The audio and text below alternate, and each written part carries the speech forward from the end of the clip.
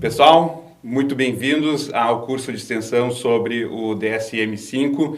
Eu sou o professor Giovanni Berger e nessa primeira aula que eu estou aprendendo a falar nesse ambiente online, que é um pouco estranho para mim também, uma ansiedade sobe no ar e a gente vai falar o quanto que isso é um transtorno ou não, mas nessa aula inicial eu vou falar a respeito de um panorama sobre psicopatologia em geral. Tá? Lembrando que o curso ele tem uma carga horária de 16 horas e, em função de a gente evitar a aula cair no meio de um feriado, a gente está fazendo essa parte online que corresponde ao primeiro módulo de 8 horas do curso. E aí, o seguinte, a gente vai ter ao vivo aqui na Facate.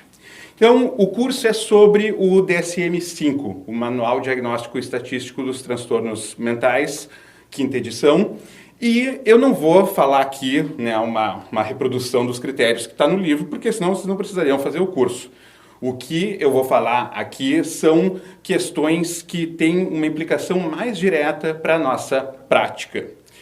E, nesse sentido, eu vou colocar aqui alguns pontos de divergência, enfim, algumas críticas que tem em relação ao DSM-5 e o quanto que a gente pode se guiar e ter o diagnóstico como norte da nossa prática clínica.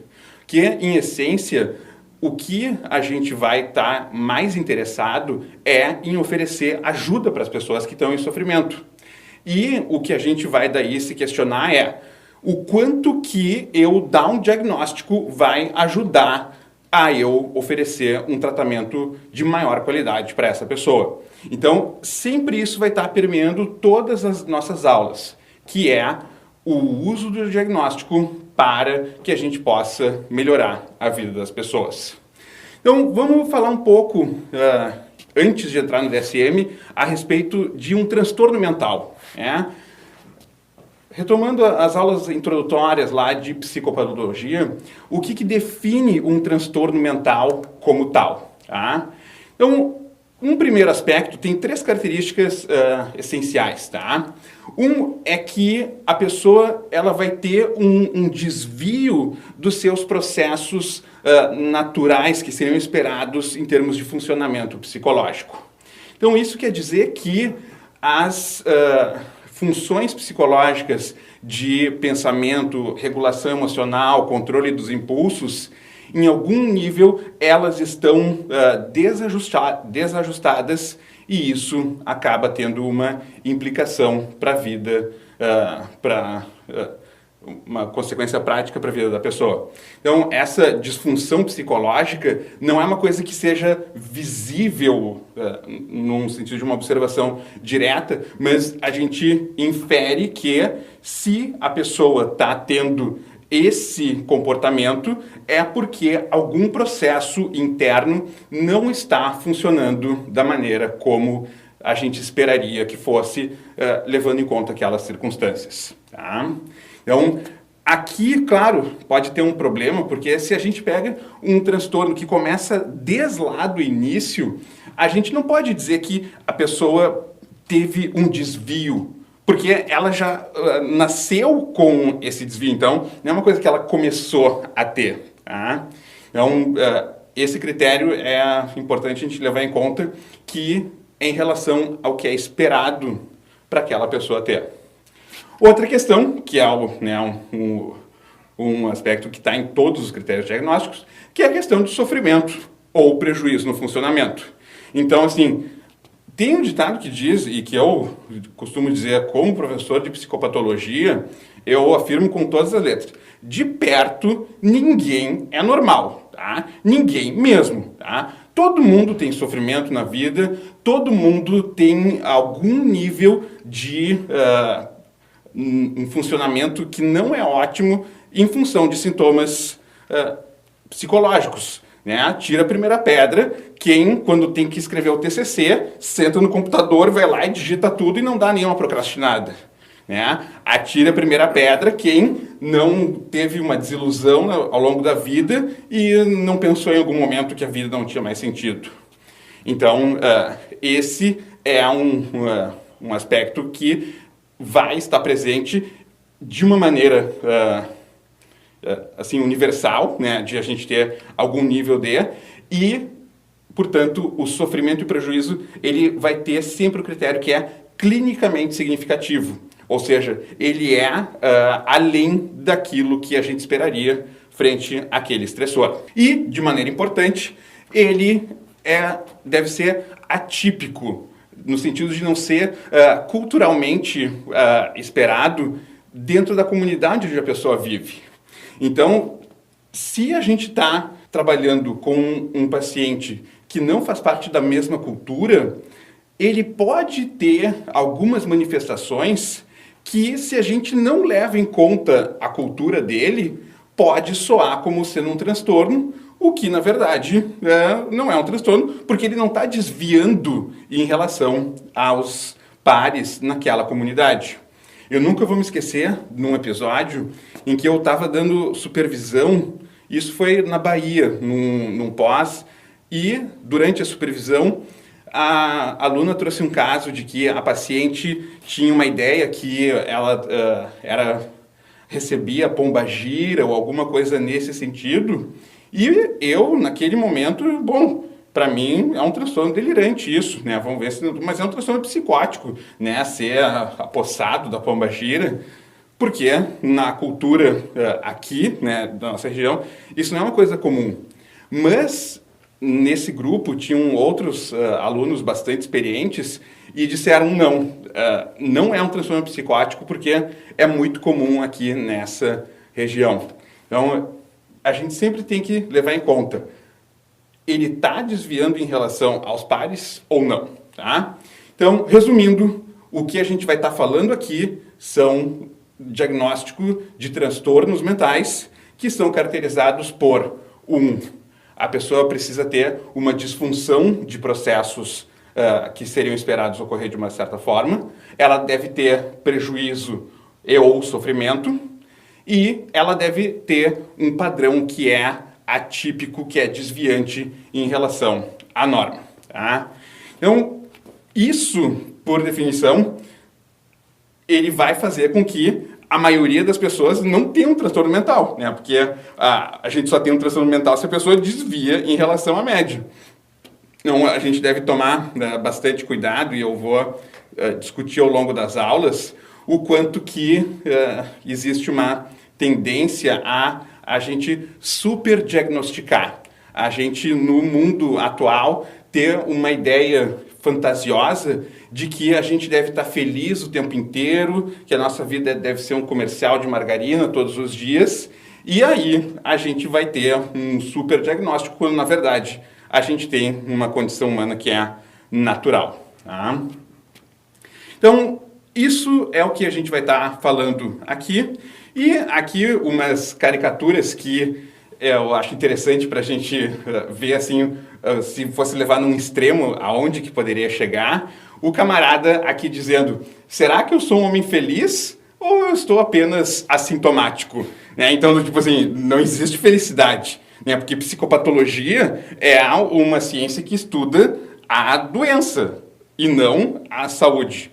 Então, é uma brincadeira, mas que a gente deve se perguntar. Né? Do tipo, bom, se eu não diagnostico um transtorno mental, segundo o DSM, então essa pessoa não vai se beneficiar de um atendimento psicológico? A gente vai ver que não é o caso.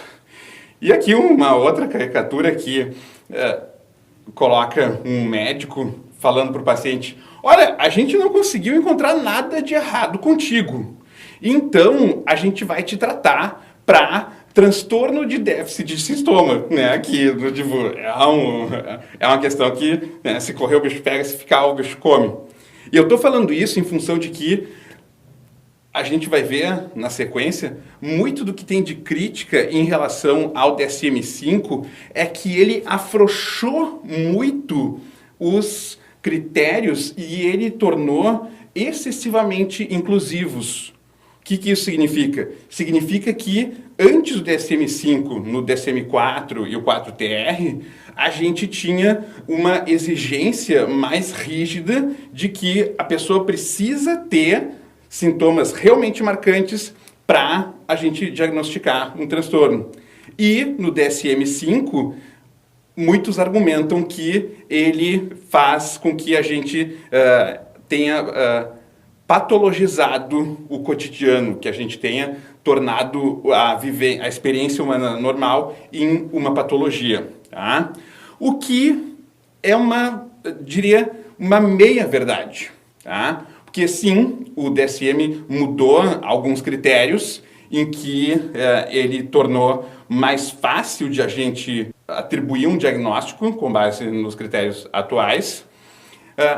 Por outro lado, quem diz que o DSM patologizou o cotidiano são pessoas que provavelmente não leram a parte introdutória do DSM, que eu vou discutir em seguida, que aborda exatamente isso. Tá? Então, sempre o diagnóstico vai envolver um bom senso, vai envolver um julgamento clínico. Então, os critérios podem estar lá, de acordo com uma série de estudos que foi determinado, mas o julgamento clínico, ele sempre vai ser soberano. E ele vai ser soberano levando em conta aquilo que eu acabei de falar. Essa pessoa está tendo uma disfunção do funcionamento psicológico normal, ela está tendo sofrimento, ela está tendo prejuízo, ela está desviando em relação ao que seria esperado. Tá?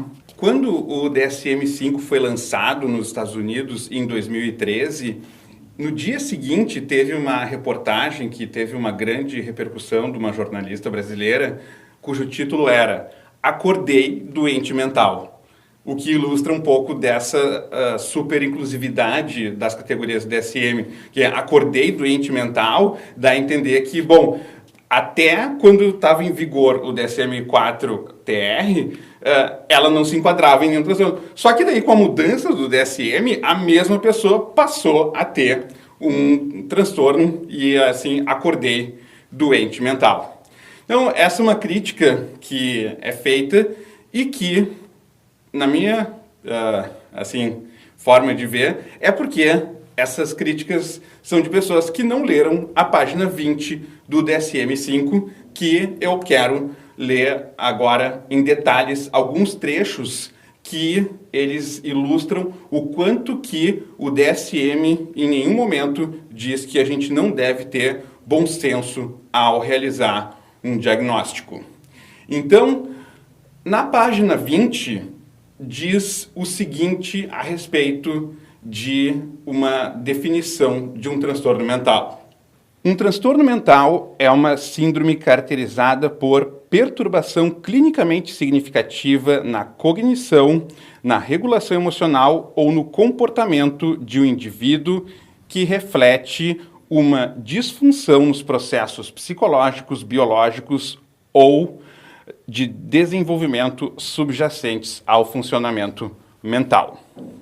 Aqui, logo de início, a gente tem, de uma maneira sintética, aquilo que eu falei anteriormente das características de um transtorno mental. Então, existe uma perturbação, que é a parte que é observável, que eu consigo ver, que reflete uma alteração nos processos, que entra a parte que a gente não vê.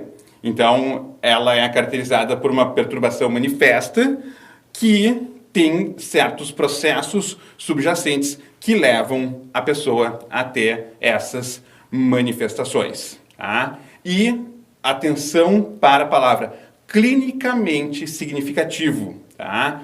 Clinicamente significativo é um julgamento do avaliador.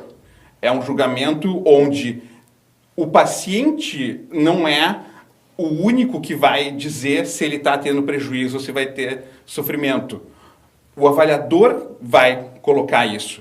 Porque a gente pode ter alguns prejuízos que não são coisas descaradas, por assim dizer. Então, a pessoa ela pode ter um transtorno e ela organizou a vida em torno disso, que ela não tem prejuízo no dia a dia dela, mas ela tem aquilo que eu chamo de custo de oportunidade. Ou seja, ela pode não estar assim piorando do patamar que ela já está, mas ela não está evoluindo de acordo com um potencial que ela tem. Então, por exemplo, Um paciente, ele pode ter fobia de altura, tá? E aí ele organiza a vida tendo a casa dele, né, não ser num apartamento, num prédio, não ter que subir, e trabalha no escritório que é no segundo andar.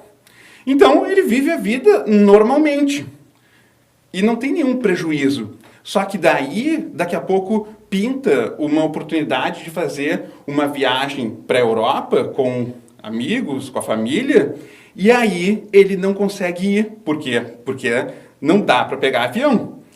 Para São Paulo, que dá, né, aí menos de um dia de viagem, vai, né? Ele consegue se adaptar, mas existe um prejuízo oculto aí, no sentido de que ele está tendo a vida limitada, porém isso não aparece de uma forma mais explícita, porque ele já organizou a vida, o cotidiano dentro disso. Seguindo, então, na definição do DSM. Transtornos mentais estão frequentemente associados a sofrimento ou incapacidades significativos que afetam atividades sociais, profissionais ou outras atividades importantes. Então, aqui é uma retomada, uma ênfase de que o transtorno mental ele vai causar impacto na vida da pessoa. Aqui se fala em prejuízo ou sofrimento. Isso geralmente está associado, porque uma pessoa que está em sofrimento, dificilmente ela não vai ter um prejuízo no funcionamento dela no dia a dia. E ela pode ter um transtorno, até porque o prejuízo que ela tem é justamente porque ela alivia o sofrimento dela. Então, por exemplo, o indivíduo tem pânico com agrofobia. Ele tem pânico não porque ele tem ataques de pânico, não é porque ele não gosta de sentir ansiedade, não é porque a ansiedade dele é mais alta. Ele vai ter transtorno de pânico porque ele deixa de fazer coisas porque ele teme ter um ataque de pânico. Então, a questão aqui não é a intensidade do sintoma, mas o que ele deixa de fazer por causa disso. E, nesse sentido, o fato de ele não fazer uma coisa, do tipo assim, ele não ter um convívio social, é uma coisa que ele faz porque ele não quer ter o sofrimento do pânico. Então, em grande parte, nos transtornos mentais, a gente vai ver um funcionamento como esse, em que o prejuízo é justamente a consequência da estratégia do indivíduo para reduzir o sofrimento. O indivíduo que está em depressão, um quadro grave, ele vai dormir, às vezes, 18 horas por dia. E, claro, essa é uma característica da depressão, tem toda uma biologia associada, mas também existe um componente de funcionamento que é, quando o indivíduo está dormindo, ele não passa se autodenegrindo por estar naquele estado. Então, dormindo é o único momento em que ele tem folga daquele ser crítico que existe dentro dele. Então, para evitar o sofrimento de ficar se sentindo inútil, ele acaba tendo um prejuízo ainda maior. Tá? Então, prejuízo e sofrimento são coisas associadas, mas de modo geral, a gente deve pensar mais em termos de prejuízo na vida da pessoa. Porque quando a gente faz algo importante na vida, isso vai causar algum sofrimento para a pessoa. Né? Pode não ser intenso, né? Mas, por exemplo, para eu estar gravando essa aula aqui, estar transmitindo conhecimento para vocês, eu estou com luzes aqui quentes. Quem me conhece sabe que eu suo bastante, as luzes fazem calor, o ar-condicionado não pode ser ligado para a qualidade do som, enfim, existe um certo sofrimento aqui, mas eu não deixo de fazer. Por quê? Porque é importante. Então, o transtorno ele vai ocorrer, na maioria das vezes, quando a pessoa deixa de fazer as coisas que são importantes. E, mais uma vez, aqui tem a questão do julgamento clínico. Porque, às vezes, o paciente pode dizer algo do tipo, não, mas isso nem era tão importante, do tipo assim, nem importa mesmo. O paciente com pânico que é um caso que eu atendi que ele, não, mas é que do tipo, eu nem sou muito de sair, né? Então, do tipo assim, eu, enfim, tinha amigos e tal, que me distanciei, mas sabe, vou ficando mais velho, né? Já tô aí quase casando com a minha namorada, então eu sou uma pessoa mais caseira. Do tipo, ele tá, assim, em algum nível justificando esse prejuízo, porque ele sabe que vai ter um sofrimento ao se enfrentar. Então, a gente, como clínicos, tem que estar atentos a isso. Quando o paciente às vezes diz, não, isso não me atrapalha, ele está falando porque ele sabe que se ele disser, sim, isso está interferindo na minha vida, de uma maneira significativa, a gente vai entrar nesse assunto e aquilo vai ser doloroso para a pessoa, né? Afinal de contas, se causa sofrimento, a tendência natural é tu querer se afastar daquilo. Então, a gente deve estar bastante atento para ver que, ao mesmo tempo que a gente não vai impor do tipo assim, não, tu deveria estar fazendo tal e tal coisa, de reconhecer esses processos onde as pessoas às vezes falham em reconhecer. Seguindo então na definição do transtorno mental, uma resposta esperada ou aprovada culturalmente a um estressor ou perda comum, como a morte de um ente querido, não constitui transtorno mental. Desvios sociais de comportamento, por exemplo, de natureza política, religiosa ou sexual, e conflitos que são basicamente referentes ao indivíduo e à sociedade, não são transtornos mentais, a menos que o desvio ou conflito seja o resultado de uma disfunção no indivíduo, conforme descrito. Aqui a gente tem, de uma maneira muito explícita, como o DSM não é um dispositivo de segregação social. O DSM não é uma ferramenta de patologizar o diferente para institucionalizá-lo. E a gente tem isso de forma bem clara. Uma pessoa que diverge da vala comum em função de pensar de uma maneira diferente, por si só, não é algo que vai ser passível de ser diagnosticado como um transtorno mental.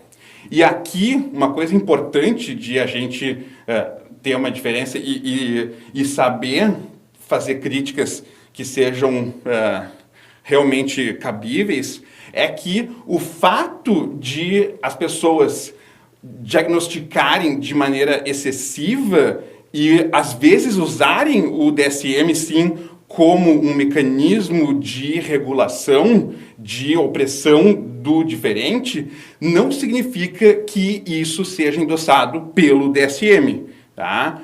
O fato de diagnosticarem não é algo que é porque os critérios mudaram. Isso tem muito mais a ver com a figura daquele que avalia do que propriamente com uma determinação do DSM, como a gente vê de maneira bem clara aqui nesse primeiro parágrafo.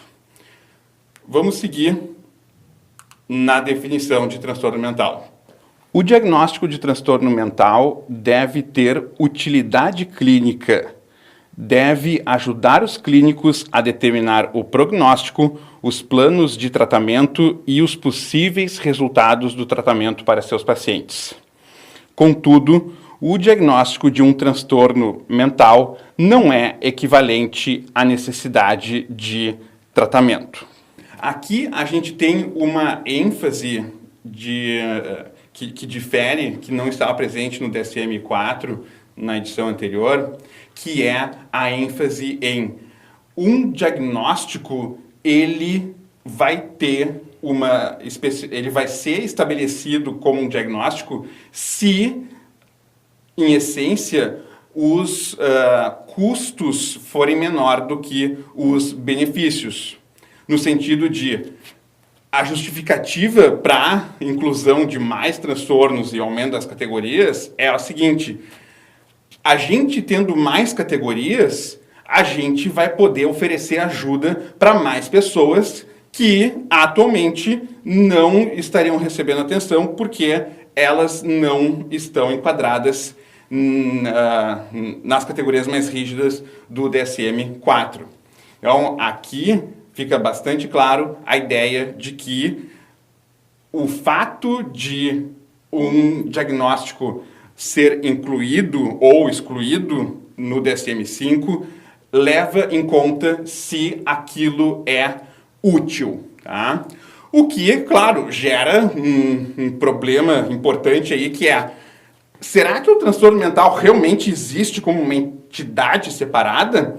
Será que agora que tem, por exemplo, transtorno dismórfico pré-menstrual, será que isso é um transtorno de fato? Existe uma doença que é determinada por aquelas características?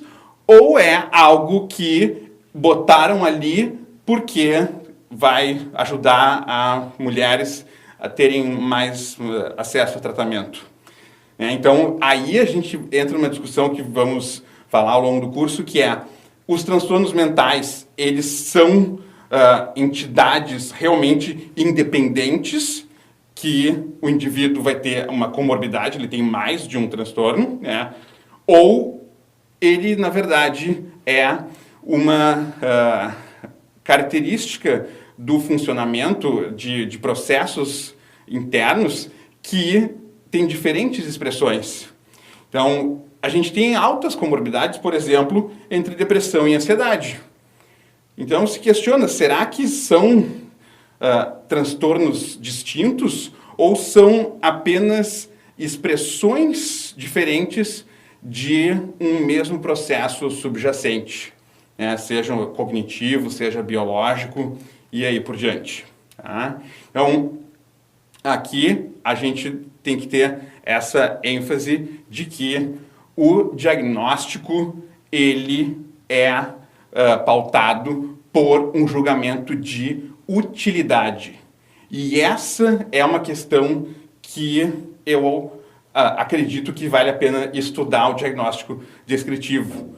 Porque no momento em que a gente sabe usar, em que a gente sabe fazer a diferença entre um diagnóstico e a pessoa, o ser humano que está em sofrimento, ele pode ser extremamente útil, pode fornecer informações bastante relevantes para informar a prática clínica. Não estou dizendo que deva ser o carro-chefe dessa informação, mas sim é uma ferramenta extremamente útil que dá parâmetros para a gente e facilita a comunicação no meio científico de uma maneira técnica, em que a gente possa expressar mais precisamente aquilo que a gente está vendo com o nosso paciente, sabendo que o outro vai entender dentro dessa mesma linguagem.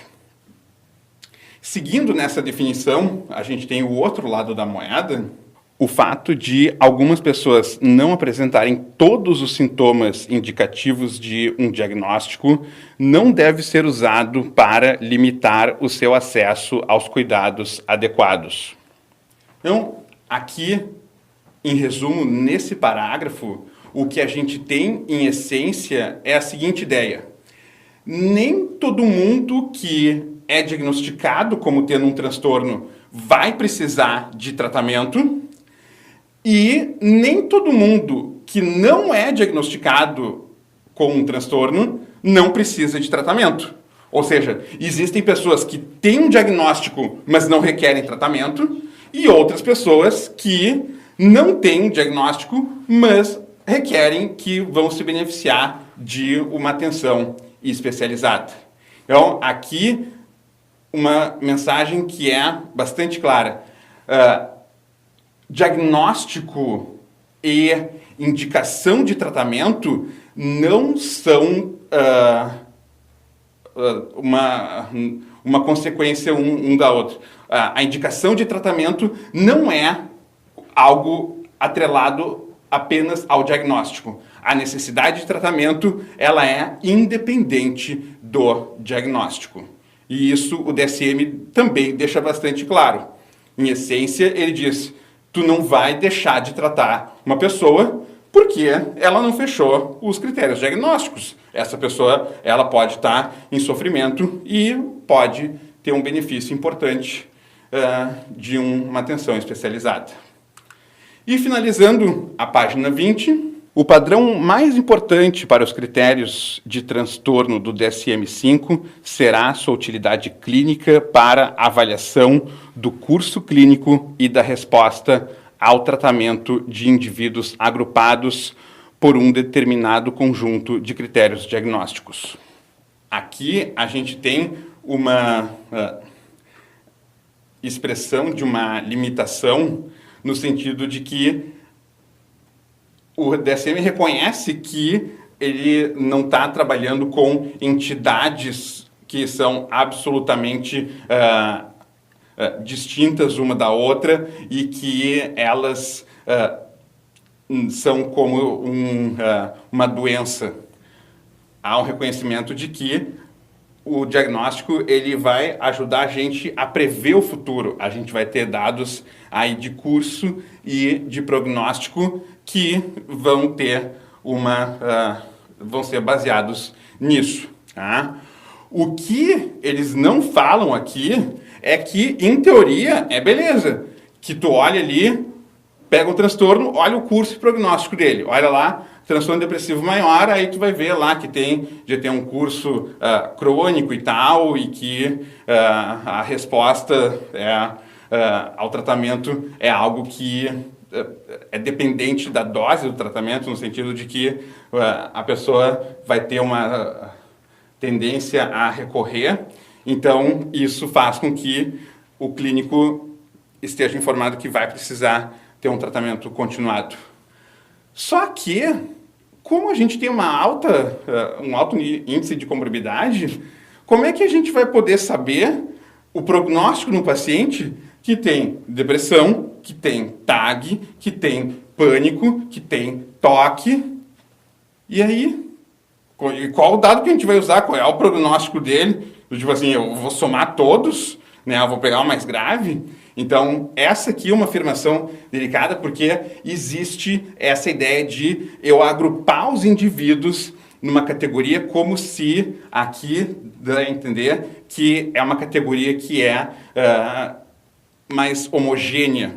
E na prática é tudo menos isso, tudo menos homogênea. Tanto é que, e na aula que vem vou trazer para vocês um dado que foi no ano em que foi publicado o DSM, que deu um boom,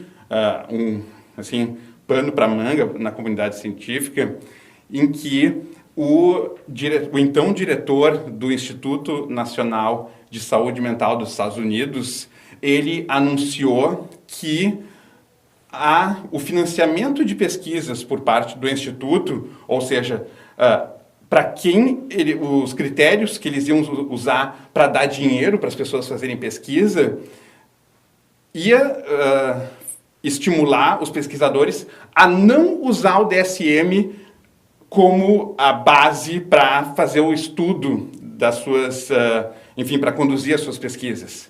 Então, o Instituto Nacional de Saúde Mental dos Estados Unidos, quando saiu o DSM, basicamente lançou a seguinte ideia: olha, a pesquisa não vai usar o DSM.